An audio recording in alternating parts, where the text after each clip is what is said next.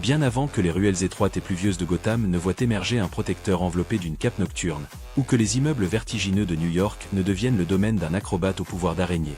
Un cavalier solitaire et énigmatique sillonnait déjà les vastes plaines arides et les collines ensoleillées de la Californie espagnole du début du XIXe siècle. Ce justicier masqué, armé d'une épée affûtée et d'une intelligence vive, corrigeait les abus de pouvoir avec une précision chirurgicale, laissant sur les lieux de ses interventions une marque distinctive et élégante en forme de Z, symbole de sa présence fugitive et de sa justice implacable. Ce héros légendaire, surnommé Zorro, le renard en espagnol, pour sa ruse et son agilité, trouva sa représentation la plus mémorable et la plus répandue auprès du grand public grâce à la série télévisée produite par les studios Walt Disney entre 1957 et 1959. Une création qui captiva des millions de téléspectateurs en combinant habilement des séquences d'action haletantes, des touches d'humour subtiles et une éthique chevaleresque intemporelle.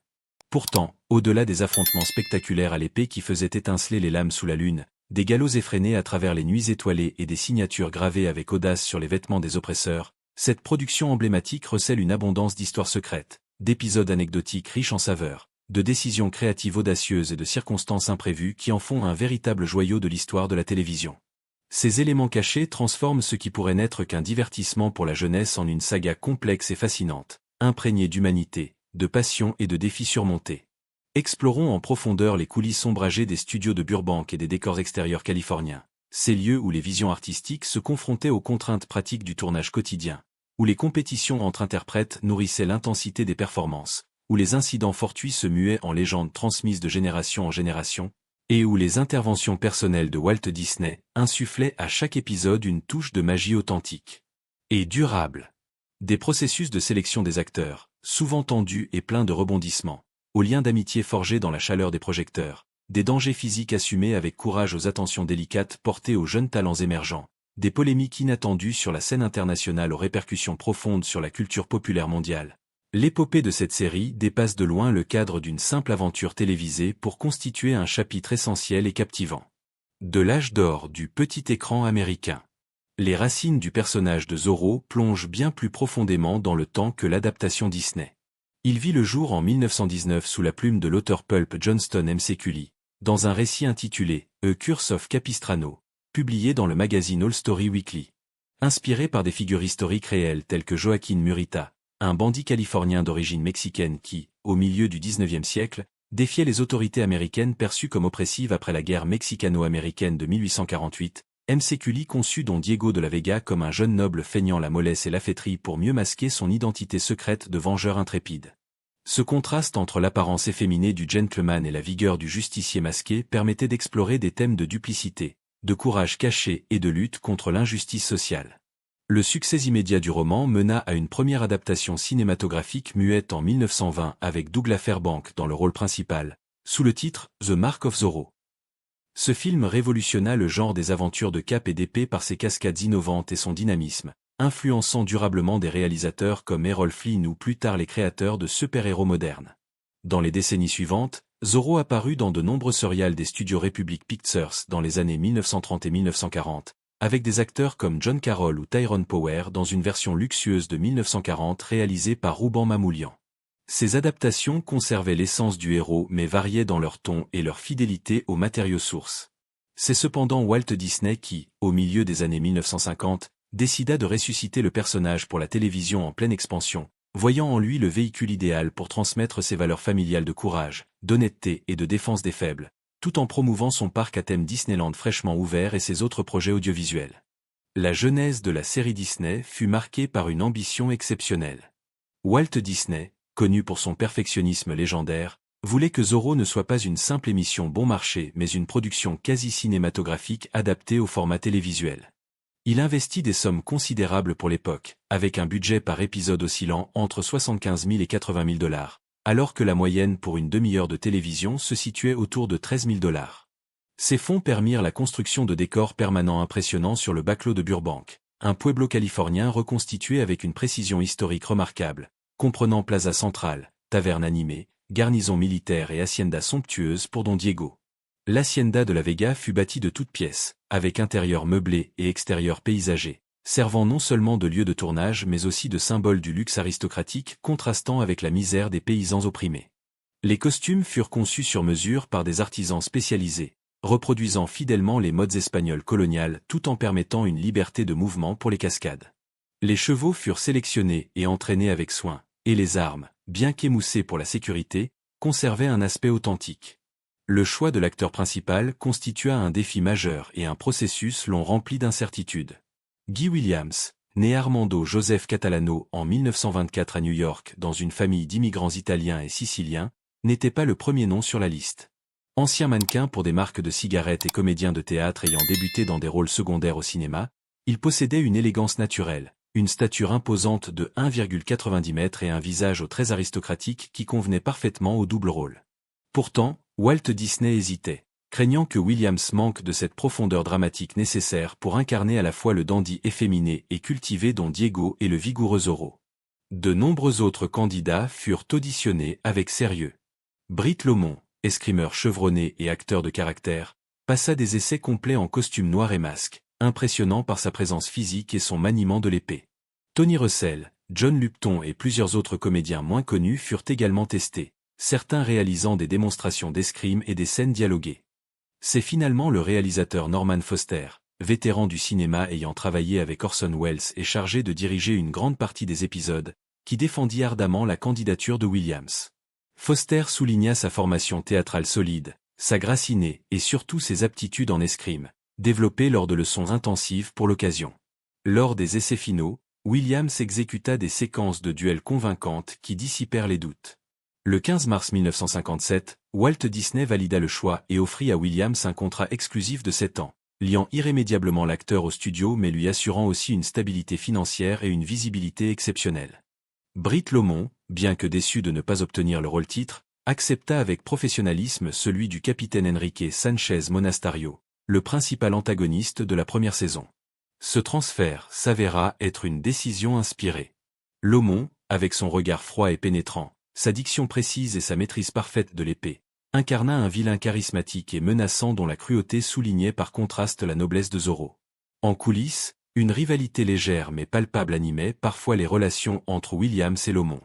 Ce dernier, convaincu de ses propres qualités, nourrissait l'idée qu'il aurait pu porter la série en tête d'affiche. Cette tension se traduisit positivement à l'écran par des duels d'une intensité rare, où chaque parade et chaque riposte semblaient chargés d'une énergie personnelle. Ces affrontements, chorégraphiés avec une minutie extrême, devinrent des moments cultes de la série et élevèrent le standard des scènes d'action télévisuelles pour les années à venir. Henry Calvin, choisi pour le rôle du sergent Demetrio Lopez Garcia, transforma radicalement un personnage initialement secondaire. Conçu comme un simple soldat subalterne, un peu grossier et manipulable, Garcia prit une ampleur inattendue dès les premiers tours de caméra de Calvin. Ce chanteur baryton formé à la prestigieuse Juilliard School de New York, doté d'une voix puissante et d'un sens comique physique exceptionnel, insuffla au rôle une chaleur humaine, un humour irrésistible et une dimension presque lyrique. Son rire retentissant, ses mimiques faciales exagérées et sa maladresse chronique conquirent immédiatement l'équipe de production. Les scénaristes, percevant ce potentiel comique immense, réécrivirent plusieurs épisodes pour lui attribuer des scènes plus développées, faisant de Garcia un véritable contrepoint hilarant au sérieux de Zorro. Les jeunes téléspectateurs l'adorèrent, imitant ses exclamations célèbres comme « Hey, caramba !» ou ses poursuites vaines et burlesques du renard masqué dans les cours de récréation du monde entier. Calvin devint une vedette à part entière, figurant sur des pochettes de disques, des bandes dessinées et une multitude de produits dérivés qui boostèrent les ventes liées à la série. Gene Sheldon, interprète du fidèle valet Bernardo, apporta une contribution artistique unique et innovante. Dans les œuvres originales de M.C. Lee, Bernardo est à la fois sourd et muet, un serviteur loyal mais discret qui communique par signes.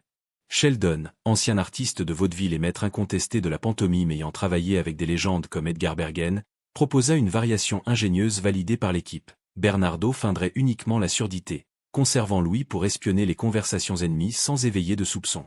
Cette ruse stratégique multiplia les opportunités comiques et dramatiques, permettant à Bernardo de jouer un rôle actif dans les plans de Zorro. Sheldon excella dans l'expression corporelle, utilisant gestes amplifiés, regards complices et un timing impeccable pour transmettre émotion et humour sans un seul mot. Son interprétation devint un modèle pour les personnages silencieux à la télévision, démontrant comment le non-verbal pouvait porter une richesse narrative profonde. Entre les prises, Sheldon maintenait souvent son mutisme pour rester immergé, impressionnant ses collègues par son engagement total. Les séquences de combat à l'épée représentaient le cœur battant de la série, et étaient loin d'être de simples chorégraphies stylisées. Le maître d'armes belge Fred Cavan, figure légendaire d'Hollywood ayant formé Errol Flynn pour Captain Blood et The Adventures of Robin Hood, fut recruté pour superviser chaque duel avec une exigence absolue de réalisme. Son fils Albert assistait et doublait les acteurs invités pour les mouvements les plus complexes. Cavan rejetait les effets trop théâtraux au profit d'une escrime authentique inspirée des écoles espagnoles et italiennes, avec des lames émoussées mais lourdes et dangereuses. Les comédiens principaux s'entraînèrent des mois durant, répétant des heures par jour pour atteindre une fluidité naturelle. Les risques étaient réels, entailles superficielles, contusions et ecchymoses étaient courants. Guy Williams subit une blessure nécessitant des points de suture à la main, après qu'une lame ait dévié lors d'un duel intense avec Lomond. Britt Lomond et d'autres invités rapportèrent également des incidents mineurs. Cette authenticité conférait aux scènes une tension viscérale, saluée par la critique comme une révolution pour la télévision, habituée à des combats plus stylisés et moins crédibles. Zorro ne se limita pas au cadre télévisuel. Il investit physiquement Disneyland dès l'été 1958. Guy Williams, Henri Calvin et Britt Lomond proposèrent des spectacles vivants sur les toits de Frontierland et dans les allées du parc, exécutant duels en direct, sauts audacieux et interactions avec le public. Williams s'était préparé intensivement, répétant des bonds depuis des balcons à plusieurs mètres de hauteur avec harnais de sécurité discret. Ces représentations, imprévisibles et pleines d'énergie brute, renforcèrent le lien entre la série et le parc à thème, attirant des familles par milliers et prolongeant la magie au-delà de l'écran. Un épisode cocasse impliquant un âne vivant resta gravé dans les mémoires de l'équipe. Pour une confrontation verbale tendue entre Don Diego et Monastario sur la place centrale du Pueblo, un âne fut introduit en arrière-plan afin d'accentuer l'atmosphère rustique et quotidienne. Au moment culminant du monologue dramatique, la bête émit un braiement puissant et prolongé qui brisa instantanément la concentration des acteurs. L'hilarité fut générale et incontrôlable. Même Guy Williams, pourtant maître de l'improvisation, ne put retenir son rire. La prise fut ruinée, et il fallut plusieurs tentatives supplémentaires avant de retrouver un semblant de sérieux. À la suite de cet incident, Walt Disney décida de limiter l'usage d'animaux vivants non professionnels sur les tournages, privilégiant des effets sonores enregistrés ou des bêtes dressées par des spécialistes. Un sinistre plus grave menaça les décors en décembre 1958. Un câble électrique surchargé provoqua un départ de feu près de la taverne du Baclos. Les flammes se propagèrent rapidement à un stock de tissus et de costumes, endommageant plusieurs uniformes militaires, des éléments de scènerie et une partie de l'enseigne emblématique. L'équipe de pompiers du studio intervint promptement et maîtrisa l'incendie en une quinzaine de minutes, évitant une catastrophe majeure. Le tournage fut néanmoins suspendu près d'une semaine pour évaluation et réparation. Walt Disney se déplaça personnellement sur les lieux, inspecta les dégâts, félicita la réactivité du personnel et valida sans hésiter un budget supplémentaire pour une restauration complète, démontrant une fois de plus son engagement total envers la qualité de ses productions. Tornado, le majestueux étalon noir qui portait Zorro dans ses chevauchées légendaires, accéda au rang de célébrité indépendante. Plusieurs chevaux se relayèrent pour le rôle en raison des exigences physiques, mais le principal fut Diamond Decorator, rebaptisé Midnight pour la série, sélectionné pour son intelligence remarquable, sa robe luisante et sa capacité à exécuter des figures complexes. Les jeunes fans développèrent une affection particulière pour lui, envoyant des lettres adressées directement à Tornado, avec des questions sur ses friandises préférées ou des dessins. Certains glissaient même des carottes ou des morceaux de sucre dans les enveloppes.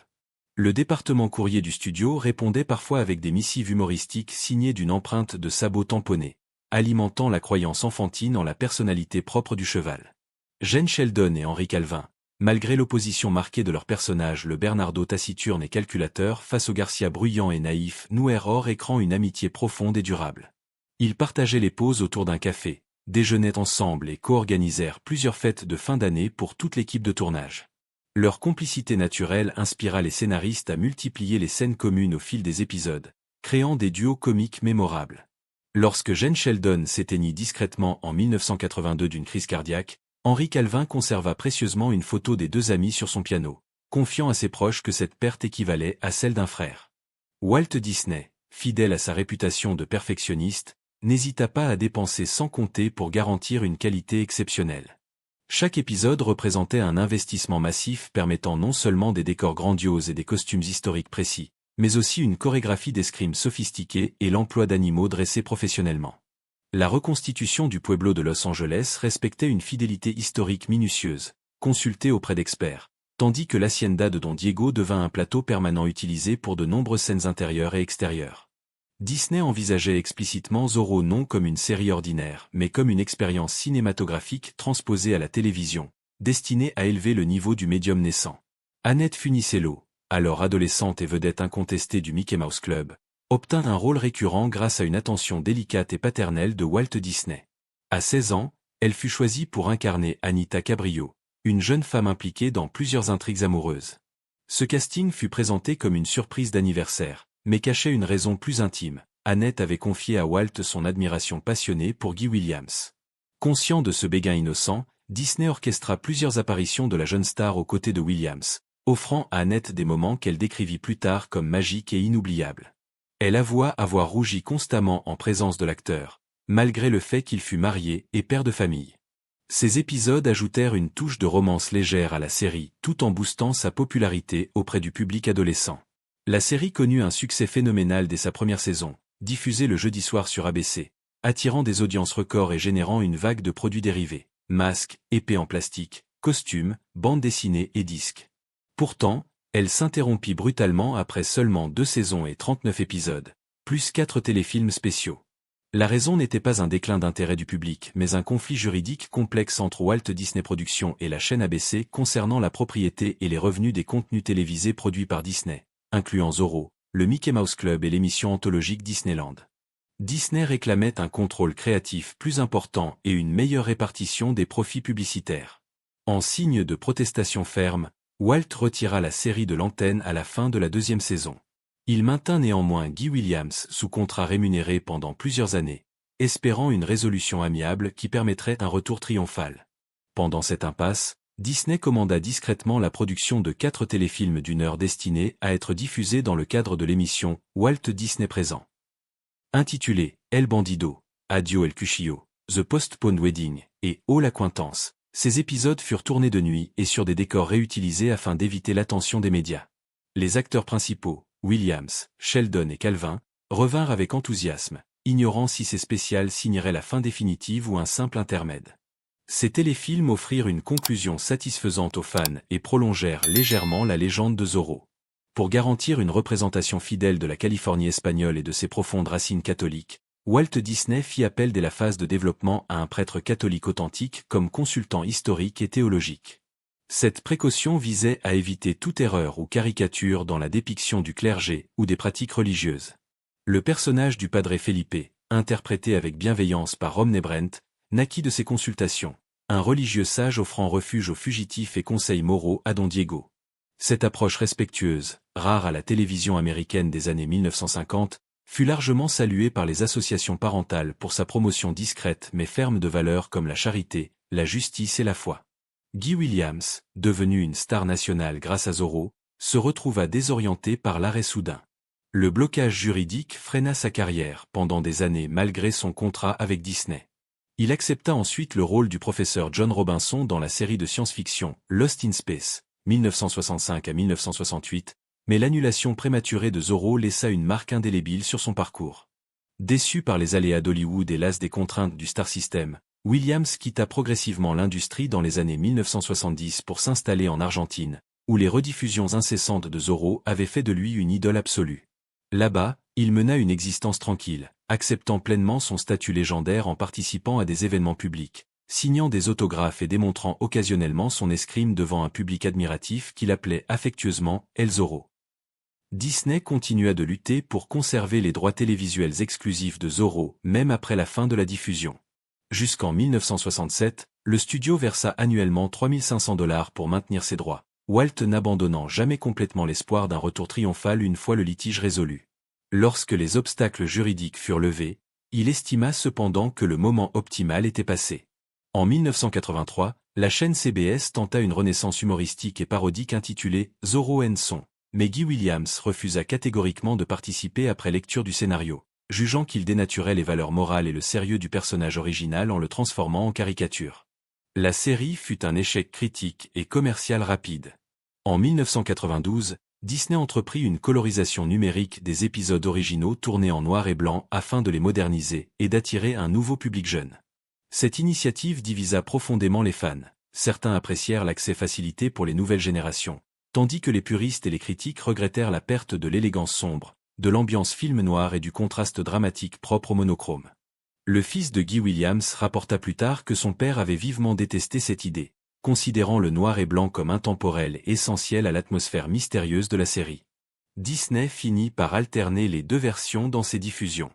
L'impact culturel de Zorro dépassa largement le cadre télévisuel. La signature en Z devint un phénomène mondial chez les enfants, qui imitèrent frénétiquement leur héros en traçant des Z sur cahiers, bureaux, murs et tableaux scolaires avec crayons, couteaux ou clés. Cette épidémie de graffiti inquiéta les établissements éducatifs américains. Dans certains districts, comme en Indiana en 1958, la diffusion de la série fut temporairement suspendue en raison des coûts exorbitants de nettoyage et de réparation. Les directeurs d'école supplièrent les parents de modérer l'enthousiasme de leurs petits justiciers. En réponse, Disney produisit et diffusa un message de service public où Guy Williams, en costume de Zorro, rappelait aux enfants que la marque du renard était destinée à combattre l'injustice, non à décorer les pupitres ou les murs de l'école. Les trajectoires personnelles des acteurs principaux furent contrastées et parfois mélancoliques. Jane Sheldon, après la fin de la série, se retira progressivement des projecteurs pour une vie discrète et mourut en 1982 d'une crise cardiaque à l'âge de 74 ans. Henry Calvin, malgré son talent comique, lutta pour trouver des rôles à la mesure de Garcia et s'éteignit en 1975 à 57 ans après des problèmes de santé récurrents. Guy Williams, retiré en Argentine, vécut paisiblement jusqu'à son décès solitaire en 1989 à 65 ans. Son corps ne fut découvert que plusieurs jours plus tard dans son appartement de Buenos Aires, provoquant une vague de deuil international parmi les fans qui voyaient en lui l'incarnation éternelle du héros masqué. La série suscita également des réactions diplomatiques inattendues. Des responsables espagnols, sous le régime franquiste encore en place dans les années 1950, protestèrent officiellement auprès de consulats à New York et Los Angeles, accusant la série de présenter l'Espagne coloniale sous un jour caricatural et oppressif, notamment à travers des personnages comme Monasterio. Ces plaintes restèrent sans réponse publique de Disney, mais la controverse, paradoxalement, attisa la curiosité internationale et contribua à populariser Zorro dans les pays hispanophones, où il devint un symbole de résistance plutôt que d'offense. L'héritage le plus surprenant de Zorro concerne son influence directe sur la création de Batman. Bob Kane, co-créateur du Chevalier Noir avec Bill Finger, reconnut ouvertement que la version Disney de Zorro, avec son riche playboy masqué, son valet fidèle dans la confidence et sa croisade nocturne pour la justice, avait profondément inspiré leur personnage. Des parallèles évidents existent, identité secrète, combat contre la corruption, utilisation de gadgets et de peur comme arme. Dans le canon officiel des comics DC, il est même établi que les parents de Bruce Wayne furent assassinés après avoir emmené leur jeune fils voir une projection de The Mark of Zorro, motivant ainsi sa future vocation. Sans Zorro, Batman tel que nous le connaissons n'aurait peut-être jamais existé. Les éléments de décor et costumes de la série ne disparurent pas avec la fin du tournage. Disney réutilisa de nombreuses pièces originales, cape noire de Zorro, uniforme du sergent Garcia, épée et accessoires pour animer des parades et des rencontres dans Frontierland à Disneyland pendant des années. Des comédiens du parc incarnaient Zorro pour des photos et interactions, enchantant les enfants qui croyaient souvent rencontrer le véritable héros. Certaines pièces rares furent archivées et sont aujourd'hui considérées comme des objets de collection précieux, parfois prêtés pour des expositions célébrant l'histoire télévisuelle de Disney. Des duels qui frôlèrent la blessure grave au procès qui écourtèrent la légende, des admirations adolescentes aux amitiés indestructibles, des investissements colossaux aux influences culturelles durables. La série Zorro produite par Walt Disney transcende le simple divertissement pour incarner un phénomène sociétal bâti sur l'audace créative, le charme intemporel et une multitude de mystères voilés qui continuent de captiver. Quel secret ou anecdote vous a le plus intrigué dans cette saga? Quel épisode reste votre favori? Quelle scène de duel ou quel personnage secondaire vous a marqué? Partagez vos souvenirs personnels, ravivons ensemble la flamme du renard masqué qui, près de 7 décennies plus tard, continue de tracer son Z indélébile dans nos imaginations collectives.